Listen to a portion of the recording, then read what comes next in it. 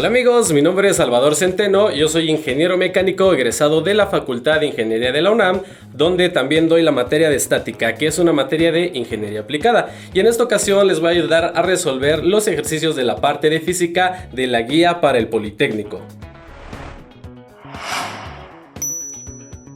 Y antes de comenzar, te invito a que cheques la caja de descripción, donde encontrarás el minuto exacto en donde hacemos cada ejercicio. Si tienes una duda en particular, te invito a que lo cheques. Ahora sí, comenzamos. Comenzando con el primer ejercicio de física, este tiene un enunciado que dice así: un bloque uniforme de 20 centímetros de longitud y 20 centímetros de altura descansa en un plano inclinado. Una pequeña ondulación evita que resbale por el plano. Y pregunta, ¿cuál es el ángulo entre el plano inclinado y la horizontal a partir del cual comienza a voltearse el bloque? Y bueno, para poder resolver este problema debemos tener conceptos básicos de lo que corresponde al tema de fricción de física. Y como estamos hablando de un plano inclinado en donde se tiene rugosidad, quiere decir que no va a haber desplazamiento del bloque, pero debemos saber cuál es la relación que existe entre la fuerza normal y la fuerza de gravedad ejercida sobre dicho bloque. Independientemente de cuánto pese el bloque, aquí se nos proporcionan las dimensiones. Esto quiere decir que es un bloque cuadrado. En este momento ya tenemos el diagrama del bloque representando las fuerzas ejercidas, recordando que no se tiene ningún movimiento. Esto significa que el sistema se encuentra en equilibrio. Y vamos a analizar todo lo que tenemos. Primero se encuentra el ángulo de inclinación alfa, que aquí está, que en este momento no conocemos. Pero por otro lado también tenemos dos flechas que nos representan las fuerzas ejercidas. Por un lado tenemos la flecha en color amarillo que representa el peso. Esta influencia del peso, recordemos que el peso es una fuerza, es la fuerza gravitatoria ejercida por el bloque. Por otra parte tenemos también una flecha en color naranja que nos indica la fuerza normal, una fuerza que es perpendicular a la superficie de apoyo donde se tiene el bloque. Ahora con esto, al saber que el bloque no se mueve, quiere decir que es un sistema en equilibrio. Por lo tanto, la suma de fuerzas a lo largo del eje horizontal y a lo largo del eje vertical tiene que ser cero. Entonces, ¿a partir de qué momento comienza a voltearse el bloque? Esto va a depender de qué tanta inclinación tenga y de acuerdo a las fuerzas involucradas. Aquí tenemos un sistema de referencia que podemos llamar X y Y en este momento. Si hacemos el siguiente análisis con nuestro sistema de referencia, va a llegar un momento en el que alguna de las dos fuerzas sea mayor en alguno de los ejes. En el momento en el que una fuerza sea mayor a lo largo del eje horizontal, vamos a tener el movimiento o lo que corresponde al volcamiento del bloque. Esto va a pasar cuando tengamos una fuerza superior a lo largo del eje horizontal. Esta fuerza la vamos a colocar en un extremo del bloque. Es como si existiera una fuerza en esta dirección que haga que el bloque bien se deslice o caiga. Entonces, para que esto suceda, vamos a tener una componente horizontal que es la de color verde y una que puede representarse con la de color amarillo. Pero para esto necesitamos considerar este equilibrio. Pero tenemos un ángulo de inclinación entre la fuerza horizontal y vertical, que es este ángulo de aquí. Este ángulo corresponde a un ángulo de 90 grados. Este valor de 90 grados no aparece en las opciones, pero esto solamente nos involucra cuál es la relación de equilibrio. Para que podamos encontrar el dato que se nos pide, debemos trazar una línea que divida a ambos ejes. En este caso vamos a tener que trazar una nueva línea y esta línea va a ir exactamente entre las dos. Quiere decir que si el ángulo que existe entre la componente horizontal, que es la de color verde, y la de color amarillo, vamos a tener 90 grados. Si estos 90 grados los partimos a la mitad, obtendremos 45 grados. Quiere decir que 45 grados es el ángulo límite en donde vamos a poder tener condiciones de equilibrio. Si en este momento el ángulo de inclinación fuera de 46 grados en lugar de 45, entonces el bloque se voltearía. Por lo tanto, obtenemos que el valor del ángulo es de 45 grados porque es la división del eje horizontal y el vertical, que es el que tenemos aquí. Seguimos con el segundo ejercicio que dice, para la situación mostrada en la figura, determine T3 en kilogramos fuerza si el tablón es de masa despreciable. Aquí estamos considerando que T3, al tener unidades de kilogramos fuerza, es una fuerza de tensión, por eso la letra T. Pero en este ejercicio tenemos tres fuerzas de tensión, T1, T2 y T3. Estas son las fuerzas de tensión involucradas y para poder hacer este análisis vamos a tener que realizar una ecuación. La ecuación que vamos a realizar es una suma de momentos que será igual a 0. Esta suma de momentos nos indica que el sistema está en equilibrio. Y ahora vamos a ver qué más tenemos. Aparte de las fuerzas de tensión 1, 2 y 3, tenemos una masa de 100 kilogramos que se encuentra suspendida donde está la barra. Pero además contamos con distancias. Tenemos distancias de L sobre 3 y de 2L sobre 3. Estas dos distancias nos van a ayudar a determinar el cálculo del momento. Un dato adicional que se nos proporciona en este análisis es la letra A. Esta letra A nos va a indicar cuál es el punto de interés para realizar el cálculo de momento. En este caso vamos a tener el momento producido con respecto al punto A para todas las fuerzas existentes. Y expresando el análisis para el cálculo de momento, el momento con respecto al punto A será igual a la suma de todos los momentos involucrados para las fuerzas de tensión 1, 2 y 3 y para la masa de 100 kilogramos. Pero aquí por fortuna tenemos la suerte de que para T1 y para T2 no va a existir generación de momento. ¿Y esto por qué? Porque estas fuerzas se encuentran justamente donde existe el punto A. Y el punto A, al no tener distancia o dimensionamiento con T1 y con T2, prácticamente esto significará que el momento será igual a 0. Esto significa que solamente vamos a tener dos fuerzas que van a realizar un momento. Que la primera fuerza será T3 y la otra fuerza producida por la masa de 100 kilogramos. El primer análisis de momento lo vamos a hacer para la fuerza de tensión T3, pero aquí hay algo particular. Para esta fuerza de tensión T3 vamos a tener dos componentes, una horizontal y una vertical. Estas componentes van a estar ejerciendo un momento, pero primero tenemos que analizar si realmente las dos componentes ejercen un momento con respecto al punto A. Si nosotros trazamos una línea de acción que vaya a lo largo del eje horizontal, considerando que nuestra barra es adimensional, la fuerza a lo largo del eje horizontal producida por T3 va a anularse. Por lo tanto, la única componente que causará efecto de momento será la componente vertical de T3. Y si solamente tenemos la componente vertical de T3, tendremos T3 en Y. Esta fuerza de tensión que es vertical va a tener una relación con el ángulo de inclinación de 30 grados que es el que tenemos en la parte inferior.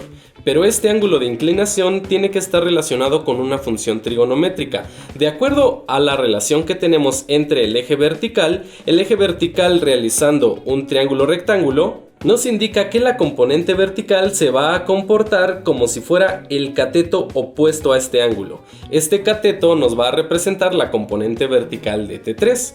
Por lo tanto, tenemos que multiplicar T3 por la función seno. Así que tendremos que T3 en Y será igual al seno de 30 grados multiplicando a T3. Esto significa que tenemos que medir la distancia desde el punto A hasta la aplicación de T3. La distancia está repartida en dos partes, en L sobre 3 y en 2L sobre 3. Y al hacer esta suma de fracciones con el mismo denominador, tendremos en la parte de arriba L más 2L que será 3L. Pero 3L estará dividido entre el mismo denominador, es decir, entre 3. Pero aquí podemos hacer una simplificación porque tenemos 3 multiplicando y 3 dividiendo. Por lo tanto, se pueden simplificar. Y lo único que quedará será L. Esto significa que la distancia entre el punto A y la aplicación de la fuerza T3 será igual a L. Por lo tanto, al hacer el cálculo de nuestro momento producido por la fuerza de tensión T3 en Y con respecto al punto A, tendremos la multiplicación de L por T3 seno de 30 grados. Esta expresión nos ayuda a calcular el valor del momento producido por la fuerza de tensión T3 con respecto al punto A. Ahora lo que tenemos que hacer es el cálculo de momento producido por la fuerza de 100 kilogramos. Así tendremos que el momento producido por la masa de 100 kilogramos con respecto al punto A será igual a la multiplicación de la fuerza de 100 kilogramos por la distancia. En este caso, la fuerza de 100 kilogramos es vertical hacia abajo y existe una distancia de L sobre 3. Por lo tanto, al hacer la multiplicación tendremos los 100 kilogramos multiplicados por L sobre 3. Ahora lo que tenemos que considerar es el análisis para cumplir con la condición de que la suma de momentos sea igual a 0. Observamos que la fuerza que genera momento a lo largo del eje vertical hacia abajo es la fuerza de 100 kilogramos, pero por otro lado tenemos una fuerza vertical hacia arriba. Quiere decir que si una va hacia arriba y la otra hacia abajo, van a tener diferentes sentidos. Esto quiere decir que alguna de ellas tendrá signo negativo. Por lo tanto, podremos hacer una igualación. Y así podremos concluir que L por TY por el seno de 30 grados será igual a 100 por L sobre 3. Ahora, con esta igualdad nos vamos a apoyar para encontrar el valor de la tensión 3. Y para eso tenemos que hacer un par de despejes. Aquí tenemos una letra L. Esta L está multiplicando, por lo tanto va a pasar dividiendo. Y al pasar dividiendo, tenemos L en la parte de arriba y en la parte de abajo del lado derecho de la igualdad. Por lo tanto, se van a poder simplificar. Así solamente vamos a tener 100 sobre 3. Pero por otra parte, tenemos la función seno de 30 multiplicando a nuestra fuerza de tensión. Así que este seno de 30 va a pasar dividiendo. De aquí nos podemos apoyar en que el seno de 30 grados es igual a 1/2, o lo que es lo mismo, 0.5. Esto quiere decir que vamos a tener en la parte del denominador 3 por 0.5. Y con esto ya estamos por encontrar el valor de nuestra fuerza de tensión. Solamente nos falta hacer el siguiente análisis. Si tenemos 0.5 dividiendo, aquí tenemos 100 sobre 3 por 0.5. Si nosotros aislamos la división de 100 entre 0.5, 100 entre 0.5 es igual a 200. Y así tendremos 200 sobre 3. Y así finalmente concluimos que el valor de la fuerza de tensión T3 es igual a 200 sobre 3. Esto significa que corresponde a la opción A. Continuamos con el ejercicio número 3 que dice: si un cuerpo es afectado por un movimiento uniforme y recorre 8 metros en 3 segundos, en 15 segundos, ¿cuántos metros recorrerá? Aquí tenemos que hacer un análisis partiendo de que es un movimiento uniforme, por lo tanto la velocidad es constante. Esto significa que podemos utilizar la ecuación de movimiento rectilíneo uniforme, la cual nos dice que la velocidad es igual a la distancia sobre el tiempo. En este momento los datos que conocemos es un tiempo t que es igual a 3 segundos. Y por otra parte también conocemos la distancia. En este caso tenemos una distancia que es igual a 8 metros. Estos 8 metros divididos entre 3 segundos, de acuerdo a nuestra fórmula, nos dan el valor de la velocidad. Pero aquí nos dice que cuántos metros recorrerá en 15 segundos. Así que lo que tenemos que hacer ahora es considerar un valor diferente para nuestro tiempo. Partiendo del tiempo de 15 segundos, considerando que la velocidad es uniforme, tenemos que considerar que la velocidad será igual a 8 tercios. Por lo tanto, vamos a considerar que si la velocidad es de 8 tercios, solamente tenemos que realizar un pequeño despeje. Ahora con esta ecuación donde tenemos a la distancia sola y que es igual a la velocidad por el tiempo, vamos a sustituir los valores correspondientes. Así que la velocidad será de 8 tercios y estos 8 tercios multiplicarán al tiempo que se nos da, que son los 15 segundos. Ya con la sustitución de valores, ahora lo que resta es hacer las operaciones. Tenemos 8 tercios por 15. Si primero hacemos la división de 15 entre 3, 15 entre 3 es 5. Por lo tanto tendremos que la distancia será igual a 8 por 5. Al multiplicar 8 por 5 vamos a obtener un valor de 40. Estos 40 corresponden a la distancia recorrida en metros. Esto significa que la opción correcta de nuestro ejercicio es el inciso D. Seguimos con el ejercicio número 4 que dice así: una piedra se dispara verticalmente hacia arriba y tarda un tiempo t mayúscula en alcanzar una altura h minúscula. Calcular la velocidad media en el viaje de ida y regreso de la piedra. Y pues bueno, para poder resolver este problema, primero debemos tener bien claros los conceptos de movimiento rectilíneo uniformemente acelerado y de caída libre. Pero ¿qué pasa? Si aquí queremos hacer un análisis considerando una velocidad media, vamos a considerar el análisis de movimiento rectilíneo uniforme, nada más.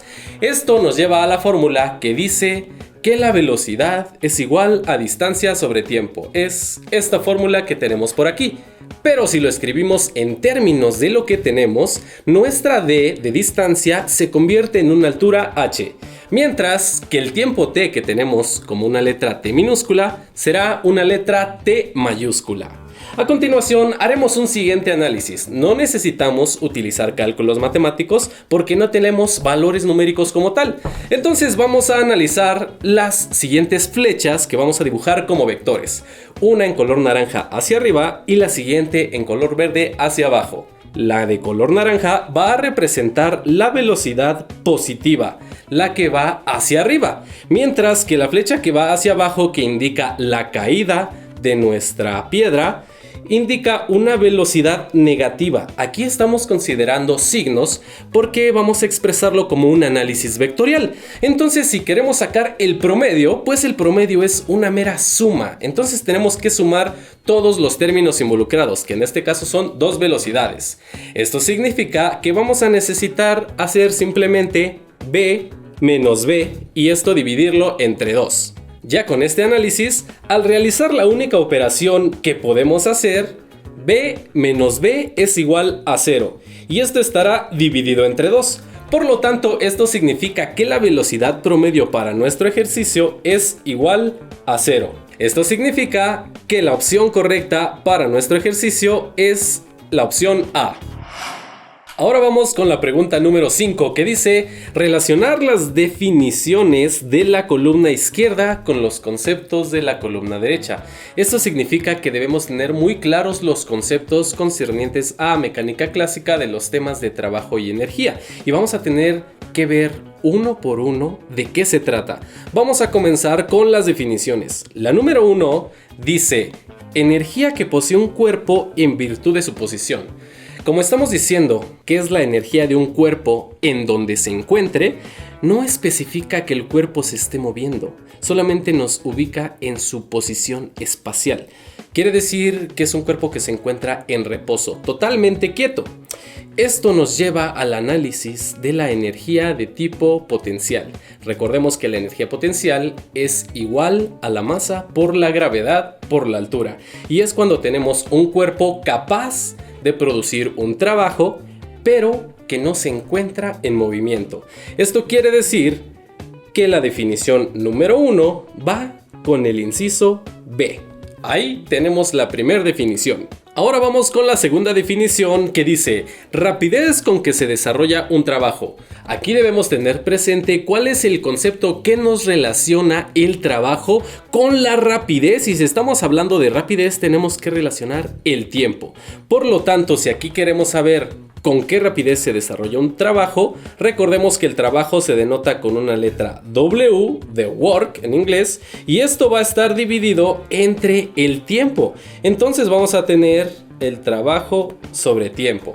Esto va a ser igual a una unidad de watts que se denomina con potencia. En este caso, la potencia la podemos poner con la letra P. Esto nos lleva a la siguiente conclusión, que la definición del inciso número 2 corresponde al concepto de potencia, que es la letra A.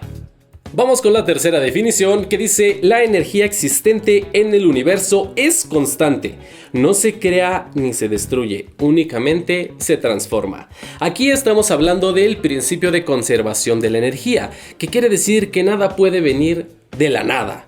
Entonces vamos a ver las dos opciones que nos quedan. Tenemos conservación de energía y conservación de movimiento. Si estamos hablando de que la energía nunca va a desaparecer, quiere decir que el concepto correspondiente a la definición 3 es la letra C, la conservación de la energía.